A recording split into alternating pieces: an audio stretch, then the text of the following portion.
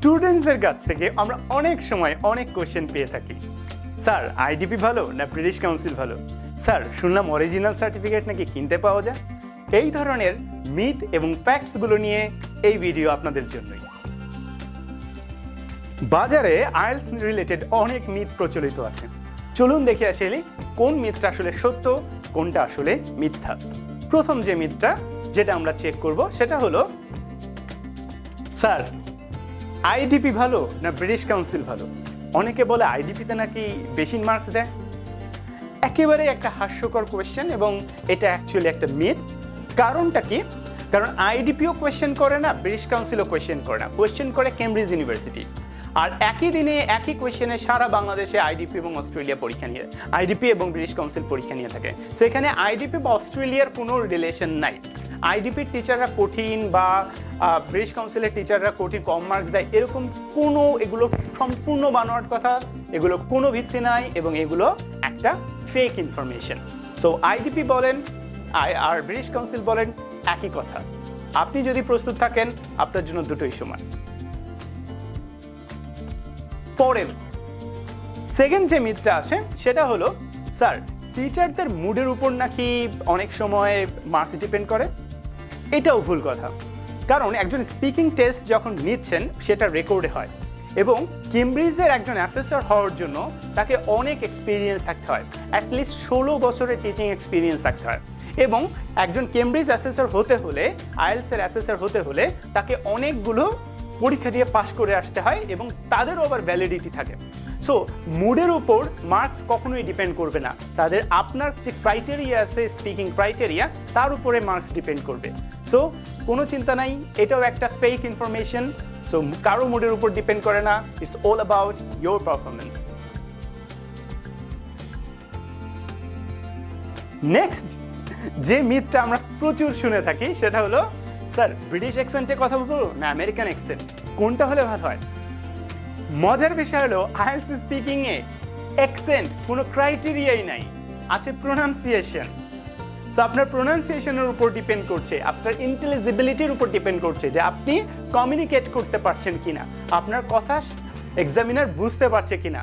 সেখানে ব্রিটিশ হোক আর আমেরিকান হোক, যে অ্যাকসেন্টেই কথা বলে নেবেন, বাংলাদেশি অ্যাকসেন্ট বলেন আপনি, ইন্ডিয়ান অ্যাকসেন্ট, ইন্ডিয়ানরা কি 9 পাচ্ছে না? ইন্ডিয়ানরাও কিন্তু প্রচুর 9 পাচ্ছে। সো ইন্ডিয়ান অ্যাকসেন্টেও আপনি 9 পেতে পারেন। So accent doesn't matter, it's all about your pronunciation. Next আরেকটা বিষয় বলা হয়ে থাকে যে আইএলটিএস আসলে কোচিং টোচিং করে কোনো দরকার নেই, কিছু মক টেস্ট দেন, খালি টেস্ট দেন, তাহলেই প্রস্তুতি হয়ে যাবে। আমি আপনাকে উল্টো কোশ্চেন করি। মনে করুন আপনার কোনো একটা রোগ হয়েছে, আপনি ব্লাড টেস্ট করলেন, ব্লাড টেস্টে রোগটা ধরা পড়লো, আবারও ব্লাড টেস্ট করলেন, আবারও ব্লাড টেস্ট করলেন, আবারও ব্লাড টেস্ট করলেন, হয়ে যাবে না? হবে না। কারণ আপনার ব্লাড টেস্ট করার পর ওইটা অনুযায়ী আপনাকে প্রেসক্রিপশন নিতে হবে একজন চিকিৎসকের কাছ থেকে এবং সেই চিকিৎসাপত্র অনুযায়ী বা প্রেসক্রিপশন অনুযায়ী আপনাকে ওষুধ খেতে হবে। সো টেস্ট দিলে আপনি জানতে পারছেন যে আপনার কী কী প্রবলেম, কিন্তু আপনি কখনোই জানতে পারছেন না যে আপনার কী কী স্টেপ নিতে হবে। সেই জন্য একজন বিশেষজ্ঞর মতামত নিন এবং সেই অনুযায়ী ব্যবস্থাপত্র গ্রহণ করুন, তাহলেই আপনি কি করতে পারবেন, আইএলটিএস একটা ভালো স্কোর করতে পারেন। শুধু মক টেস্ট দিয়ে আপনার ভালো স্কোর আসবে না। সো এটাও একটা ফেক ইনফরমেশন।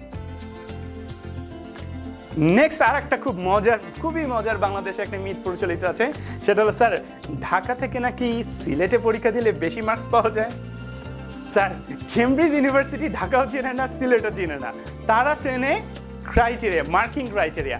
আপনাকে স্পিকিং, আপনার রাইটিং জাজ করে যারা, তারা জানেও না যে এই খাতাটা আসলে সিলেটের না, এই খাতাটা আসলে কোথায়, ঢাকার। সো কোথায় পরীক্ষা দিচ্ছেন ভ্যানুর উপর আসলে আপনার কখনোই আপনার স্কোর ডিপেন্ড করে না, আপনার স্কোর ডিপেন্ড করে সম্পূর্ণ আপনার উপর। সো এটাও আর একটা ফেক ইনফরমেশন যেটা বাজারে প্রচলিত আছে, যে ঢাকার বাইরে গেলে নাকি একটু ইজি হয় কোয়েশ্চেন, বা ঢাকার বাইরের এক্সামিনার একটু ইজি করে স্পিকিংয়ে মার্কস দেন।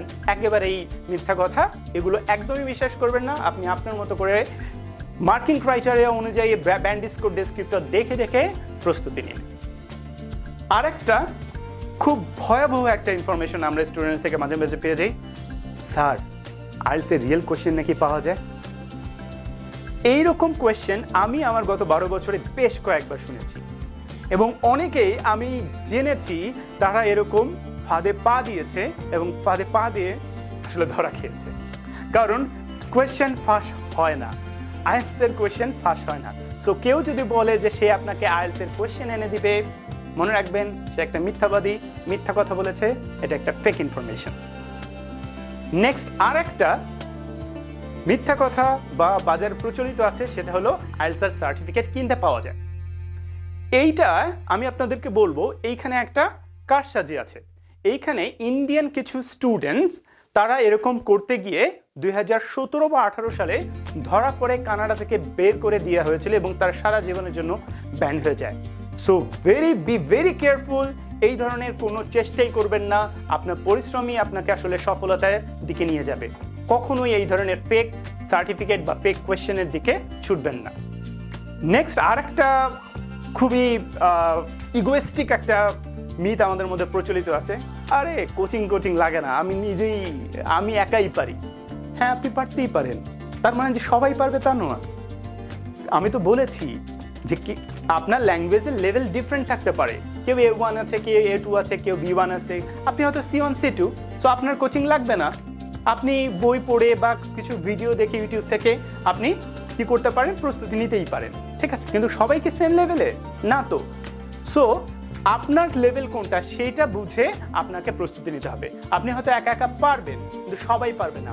আপনি যদি মনে করেন না আমার পক্ষে এত পড়াশোনা করা সম্ভব না, যে জানা যে আসলে এগুলো টিপস অ্যান্ড ট্রিক্সগুলো কী কী, পরীক্ষা প্রিপারেশন কীভাবে নিব, তাহলে আপনার জন্য আমার সাজেশন থাকবে সরাসরি কোচিংয়ে ভর্তি হয়ে যান। কারণ কোচিংয়ের টিচাররা দীর্ঘদিন ধরে পড়াচ্ছেন, তাদের অভিজ্ঞতা আপনাদেরকে শেয়ার করবে। সো অল্প সময়ের মধ্যে একটা ভালো প্রস্তুতি নেওয়ার জন্য আমি আপনাকে কোচিং করতে বলবো। কিন্তু আমি আবারও বলছি, আপনার যদি প্রিপারেশন আগে থেকে আপনার ইংরেজি স্কিলস ভালো থাকে, আপনি যদি ওয়েল ডেভেলপ থাকেন আপনার স্কিলসগুলোতে, তাহলে আপনার কোচিং না করলেও চলে। কি ইদানিং কিছু ইউটিউবার আছেন, তারা বলে কোচিং ছাড়াই নাকি পারা যায়। হ্যাঁ, কোচিং ছাড়া পারা যায় কাদের? যাদের স্কিল অলরেডি ডেভেলপ। কিন্তু যাদের স্কিলস ডেভেলপ না, তাদের জন্য এটা একটা ফেক ইনফরমেশন।